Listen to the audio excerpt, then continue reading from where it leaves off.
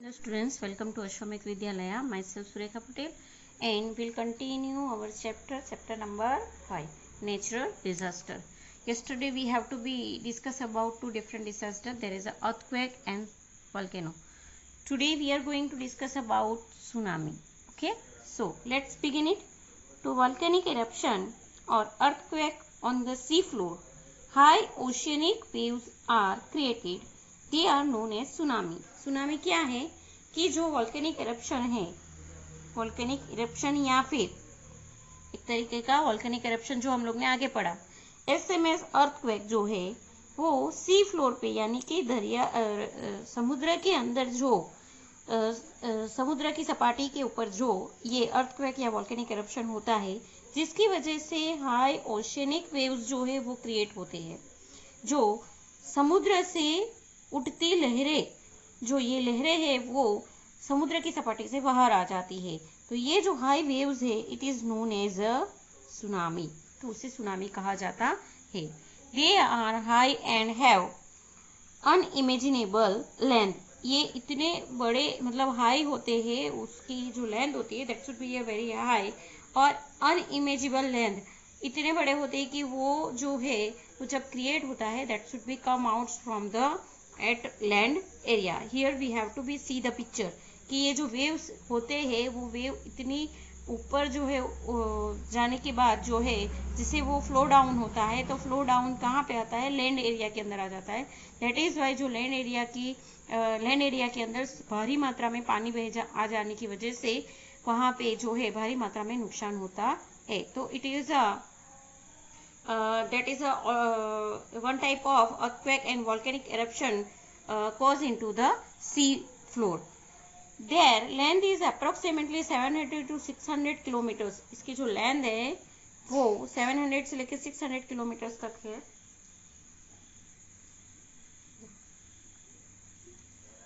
These waves travel with a great speed and force. ये जो waves है वो बहुत ही स्पीडी और फोर्स यानी कि बहुत ही ताकतवर भी होते हैं, forcefully. By the time they reach the coast they attain great height and power which cause a great deal of destruction in the coastal region. जो समुद्र रीजन होते हैं, समुद्र के आसपास वाले जो विस्तार होते हैं, वहाँ पे ये जो है वो जो कोस्टल एरिया की तब जो वो पहुँचते हैं तो जिसके उसकी हाइट भी ज़्यादा होती है और उसके जो फोर्स होता है वो भी ज़्यादा होने की वजह से भारी मात्रा में नुकसान जो है वो कोस्टल रीजन के अंदर पाया जाता है. It was witness on 11 March 2011 in Japan. Tsunami जो है वो उससे कितनी भारी मात्रा में नुकसान हुआ था उसका विटनेस अगर आपको जानना है तो 11 मार्च 2011 में जापान के अंदर सुनामी हुआ था. अगर आप लोगों को ये सीन अगर देखने भी है और उसको जो स्पीडीनेस है या एक्चुअल कवर वीडियोस देखना है तो आप लोग गूगल पे ये 11 मार्च 2011 डेट जो है वो सबमिट करके भी सर्च करोगे तो आप लोगों को वो एविडेंस जो है, वो प्रूफ जो है, वो फोटोग्राफ्स जो है वो देखने को, वीडियोस जो है वो देखने को मिलेंगे. So you have to be see from it. Strong and whirling winds also created big and strong waves.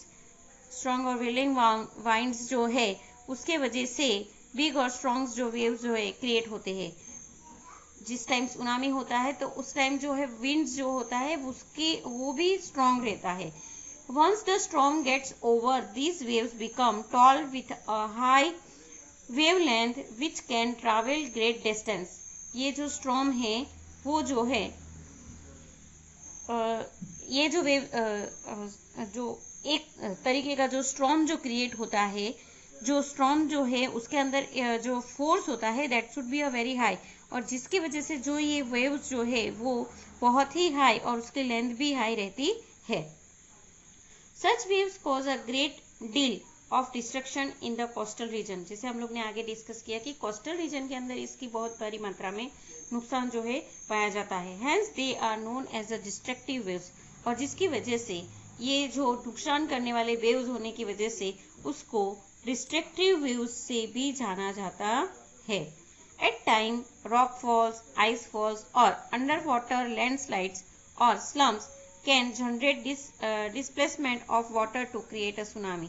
Tsunami जब होती है तो वो टाइम जो है रॉक फॉल, पत्थर के गिरने की, आइस फॉल, जो बर्फ के जो रीजन है वो भी क्रिएट होते हैं. अंडर वाटर लैंडस्लाइड, पानी के नीचे की जो लैंडस्लाइड है वो जो है खिसकने की.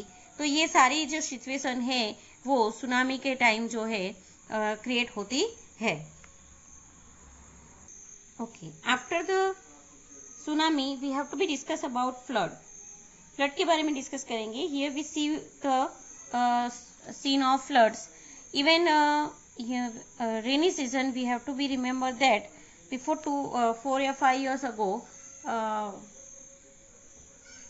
in 2009 I think so, there is a in Tapi river in Surat district there should be a flood occurs.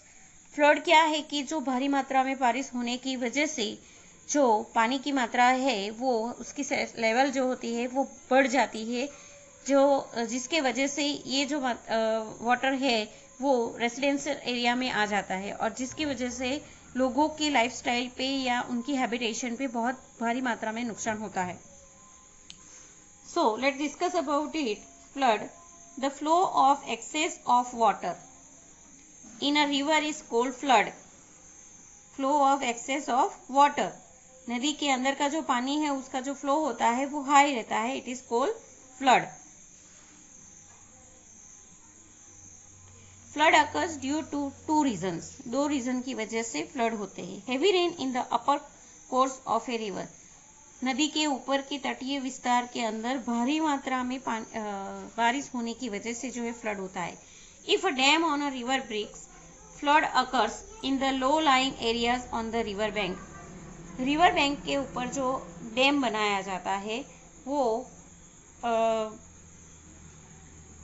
जो डैम है उसके अंदर में जो पानी की कैपेसिटी होती है वो कैपेसिटी से ज़्यादा मात्रा में जो पानी अगर आ जाता है, इफ़ देयर या फिर बहुत सारे पानी के बहाव से कभी कभी जो ये डैम जो होते हैं that should be a breakout. तो that is why the flood should be occur in the low lying areas. River bank के जो नीचे अंडर कवर एरिया जो होता है यानी कि नीचे का जो एरिया होता है वहाँ पे ये फ्लड की सिचुएशन जो है वो क्रिएट होती है. Here we have to give the some year for Surat में 2006 में था.